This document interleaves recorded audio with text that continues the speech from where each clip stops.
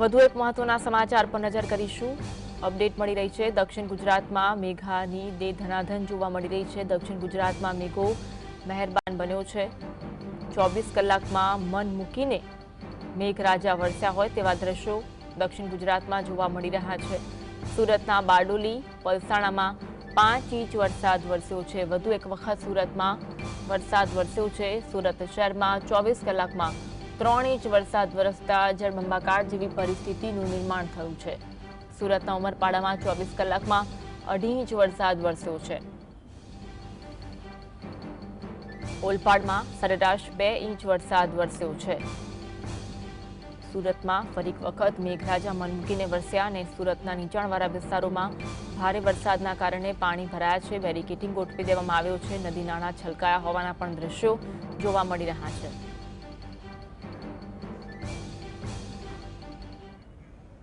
આજ અંગે વધુ વાત કરીશું। સંવાદદાતા સાહિસ અમારી સાથે લાઈવ જોડાયા છે। સાહિસ, વધુ એક વખત સુરતમાં વરસાદ વરસ્યો છે, કયા કયા વિસ્તારોમાં પાણી ભરાયા છે? બિલકુલ તો ચોક્કસપણે નવસારી સહિત ઉપરવાસમાં પડી રહેલા વરસાદના કારણે શહેરની અંદર પૂર જેવી સ્થિતિ જોવા મળી રહી છે। ત્યારે નવસારી જિલ્લાની વાત કરવામાં આવે તો નવસારીની અંદર જે પૂર્ણા નદી આવેલી છે તે સંપૂર્ણપણે અત્યારે ભયજનક સપાટી વટાવી ચૂકી છે અને સંપૂર્ણ પૂર્ણા નદીના ઉપરથી પાણી જે છે તે પસાર થઈ રહ્યું છે અને તેના જ કારણે આજુબાજુના નીચાણવાળા વિસ્તારોને તમામ લોકોને 550 થી વધુ લોકોને સ્થળાંતર કરવા માટેની તજવીજ તંત્ર દ્વારા હાથ ધરી દેવામાં આવી છે। પરંતુ વિગતવાર વાત કરવામાં આવે તો જે રીતના 2 દિવસથી સતત વરસી રહેલા વરસાદના કારણે અને નવસારી સહિત ઉપરવાસથી વરસી રહેલા વરસાદની અંદર નવસારી ખાતે શાળાઓને રજા જાહેર કરી દેવામાં આવ્યા છે। જે રીતના અત્યારે માહિતી સામે આવી રહી છે,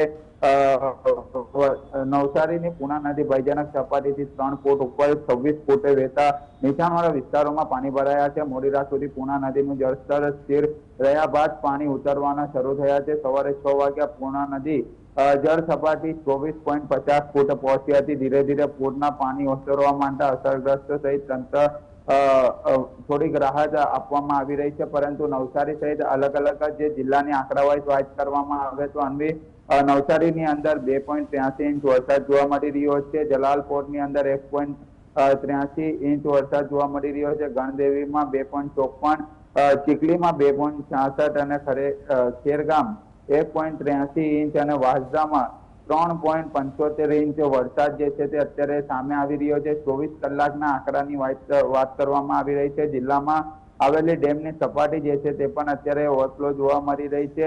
જૂજ ડેમ આવેલો છે 167.50 જે જોવા મળી રહ્યો છે। કેલિયા ડેમ ઓવરફ્લો થયો છે 113.40 જોવા મળી રહ્યો છે। જિલ્લામાંથી પસાર થતી નદીઓની સપાટી પણ જે છે તે ભયજનક જોવા મળી રહી છે। અંબિકા નદી 24.27 ફૂટ અને ભયજનક 28 ફૂટે જોવા મળી રહી છે। પૂર્ણા નદી 24.50 ફૂટ પર છે અને ભયજનક સપાટી 23 ફૂટ જોવા મળી રહી છે અને કાવેરી નદી 13 ફૂટ આવેલી છે, ભયજનક સપાટી 19 ફૂટ છે। પરંતુ સૌથી મહત્વની નદી જે છે તે સૌથી વધારે ઓવરફ્લો થઈ છે તો પૂર્ણા નદી ગણવામાં આવતી હોય અને ખાસ કરીને પૂર્ણા નદી જે છે તે ઓવરફ્લો થવાના કારણે નીચાણવાળા વિસ્તારોને રહેતા લોકોને ભારે હાલાકીનો સામનો કરવાનો વારો આવી રહ્યો છે। જે રીતના દર વખતની આ સમસ્યા સર્જાતી હોય છે। થોડાક મહિના પહેલા જ જે નગરપાલિકા કરવામાં આવતી હતી, પરંતુ હવે મહાનગરપાલિકામાં સમાવેશ થયા બાદ પણ તંત્ર દ્વારા કોઈ પણ પ્રકારની કામગીરી નવસારી ખાતે કરવામાં નથી આવી રહી અને તેના જ કારણે નીચાણવાળા વિસ્તારોમાં રહેતા લોકોને ભારે હાલાકીનો સામનો કરવાનો વારો આવી રહ્યો છે।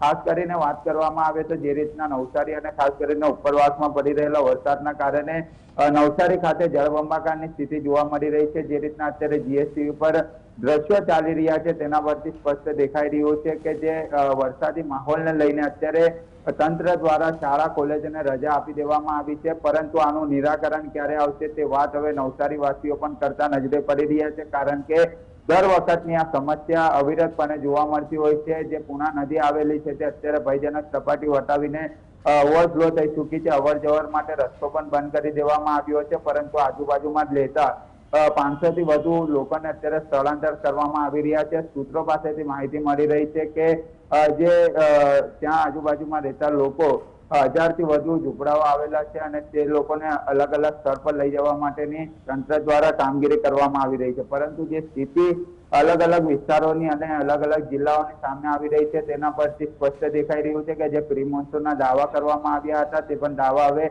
પોકળ સાબિત થયા હોય તેવું સ્પષ્ટપણે દેખાઈ રહ્યું છે. 24 કલાકમાં ગુજરાતની અંદર ભારે વરસાદી માહોલ જોવા મળ્યો હતો. બારડોલી પલસાણામાં 5 ઇંચ વરસાદ, સુરત શહેરમાં 24 કલાકમાં 3 ઇંચ વરસાદ, સુરત ઉમરપાડામાં 24 કલાકમાં 2.5 ઇંચ વરસાદ જોવા મળી રહ્યો છે. ઓલપાડમાં સરેરાશ 2 ઇંચ વરસાદ પડ્યો હતો. નીચાણવાળા વિસ્તારોમાં પાણી ભરાયા હતા. નવસારી, તાપી, ડાંગ સહિતના ભાગોમાં અવિરત વરસાદ જોવા મળી રહ્યો છે. જે માહિતી અત્યારે સામે આવી રહી છે, સતત અવિરતપણે વરસાદ વરસી રહ્યો છે અને તેના જ કારણે સ્થાનિક લોકોને હેરાન થવાનો વારો આવી રહ્યો છે. પરંતુ જે લોકોના ઘરોમાં પાણી જોવા મળી રહ્યા છે અને અત્યારે જે લોકોને સ્થળાંતર કરવામાં આવી રહ્યા છે તે લોકો પણ જણાવી રહ્યા છે અન્વી કે આનું નિરાકરણ ક્યારે આવશે તે વાત ચોક્કસ અત્યારે સામે આવી રહી છે. અને આ વરસાદ જો વિરામ લે, પાણી ઉતરવાનું ઓછું થાય ત્યારબાદ તંત્ર કામગીરી કરશે. દવા છંટકાવની અલગ અલગ કામગીરી કરવામાં આવશે, પરંતુ દેખાવા પૂરતી કામગીરી કરવામાં આવતી હોય તેઓ પણ સ્થાનિક લેવલે ચર્ચા થઈ રહી છે.